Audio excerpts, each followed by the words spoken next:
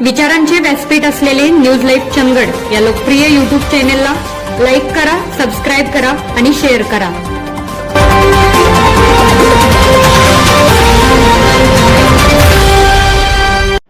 नमस्कार, news live मध्ये आपल्या सर्वांचं स्वागत. आणि मी आज आहे चंदगड येथे आणि आज चंदगड नगरपंचायतची निवडणूक कार्यक्रम चालू आहे आणि श्री राजश्री शाहू आघाडीतर्फे दयानंद कानेकर साहेब नगराध्यक्ष पदासाठी उभे आहेत आणि आज त्यांच्याशी आम्ही बातचीत करणार आहोत. साहेब, नेमकं आपण गत निवडणुकीमध्ये आपल्या मॅडम सौभाग्यवती या नगराध्यक्ष होत्या आणि असे असताना आज तुम्ही स्वतः नगराध्यक्ष पदासाठी उभे आहात. नेमकी तुमची भूमिका आणि चंदगडवासियांना आपण काय सांगणार? चंदगडवासियांना एकच सांगण्याचं म्हणजे मी माझी मुलाखतमध्ये एक छापलेली आहे. या मुलाखतीमध्ये मी सांगितलं आहे की 65 कोटीचा निधी आम्ही चंदगडमध्ये खेचून आणलेला आहे आणि प्रत्येक वॉर्ड वाईज कोटी रुपये, 1 कोटी 70-80 लाख, 1 कोटी 1.5 कोटी अशी कामं झालेली आहेत. आणि आदरणीय आत्ताचे आमदार की ते म्हणतात की आपले जे भाजपचे 5 निवडून आले होते त्यांना निधी दिला नाही, तर त्यांनी माझं एक मत आहे की नगरपंचायतीमध्ये त्यांनी जावं आणि त्या 5 वार्डामध्ये किती फंड लागला आहे तो त्यांनी स्वतः त्याची मागणी करावी आणि तिथं काम केलं आहे की त्यांनी प्रत्यक्ष बघावं.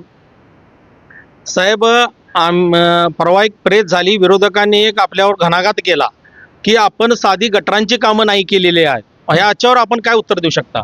आता समजा समोरच्या माणसाला जर कावीळच झालेली असेल, तर काय दिसत नसेल, तर त्याला काही पुढचं सांगू शकत नाही किंवा त्यांना उत्तर देऊ शकत नाही. कारण प्रत्यक्षात त्यांनी जाऊन ते बघायला पाहिजेत. प्रत्येक वॉर्ड वाईज किती कामं झालेत, काय झालेत, मग लोकांना समजेल. चंदगडच्या जनतेला सुद्धा माहिती आहे विकास झालेला आहे की नाही. चंदगडची आपली नगरपंचायत या इमारतीसाठी अजितदादांनी आम्हाला 10 कोटी रुपये दिलेले आहेत.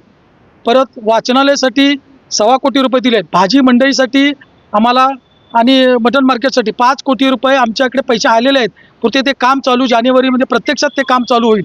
आमच्याकडे तो निधी आलेला आहे. आणि इतर गटर, रस्ते सगळं म्हणजे याच्यात आम्हाला बंटी पाटील साहेब असतील, मुश्रीफ साहेब असतील, या सगळ्यांनी आम्हाला निधी दिलेला आहे या 5 वर्षामध्ये.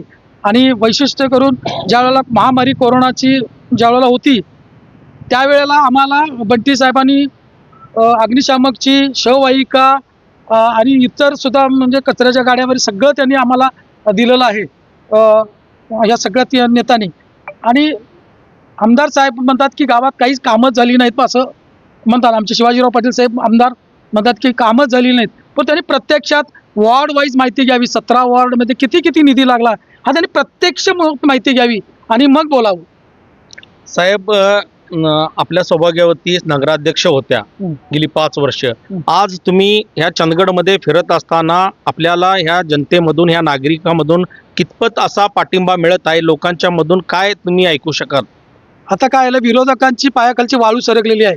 कारण मी सलग 10 वर्ष चंदगड अर्बन बँकेचा चेअरमन आहे आणि मागच्या वेळेला सुद्धा जे इलेक्शन झालं त्यावेळेला सुद्धा माझ्या विरोधात नेते होते. त्यावेळेला सुद्धा माझे 13 सीटा मी चंदगड अर्बनला 11 सीटा माझ्या निवडून आणल्या. त्यामुळे त्यांना एक भीतीचं वातावरण, हा माणूस काय तर नक्की करणार म्हणून त्याच्यासाठी हे सगळ्यांची भीती वाटते.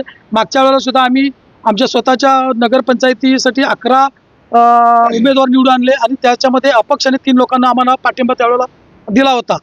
आणि त्यांना ती एक भीती वाटते की 5 वर्षामध्ये एवढी कामं केलेत की त्यांना ते वाटायला आलं की आपण याच्यासमोर टिकू की न टिकू असं त्यांना वाटेल. आणि आत्ताच्या आमदारांनी 192 कोटीची कामं सांगतात, ती मंजुरी प्रत्यक्षात मंजुरी नाही आहे, फक्त ती कागदावर प्रस्तावित आहे. अजून ते अजून कामं 1 वर्ष झालं तरी पण अजून 1 रुपयाचं काम चंदगडमध्ये आमदारांचं, मान्य आमदार आमचे जे शिवाजी पाटील साहेब आहेत, अजून त्यांचा 1 रुपयाचा निधी लागलेला नाही आहे, फक्त प्रस्तावित आहेत.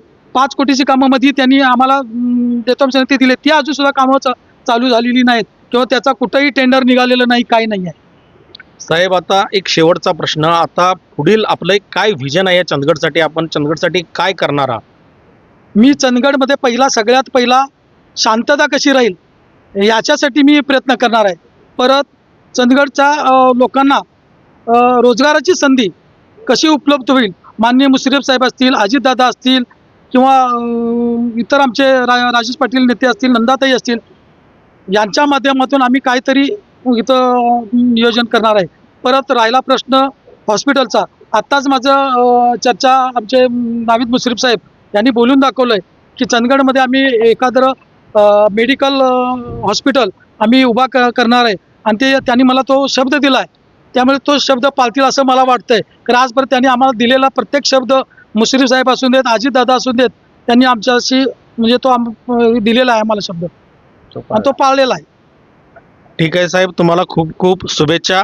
आणि हे होते दयानंद कानेकर साहेब यांनी सगळ्यात महत्त्वाचा एक वाक्य वापरलं की मी नगराध्यक्ष झालो तर सगळ्यात पहिला ह्या शहरामध्ये शांतता कशी प्रस्थापित होईल ह्याकडे लक्ष देणार आहे. त्याचबरोबर आरोग्याच्या दृष्टिकोनातून त्यांना नावीद मुश्रीफ साहेबांनी आश्वासन दिलेलं आहे आणि अशी काही भरपूर कामं ते करण्याचा त्यांचा मानस आहे ते सांगत आहेत.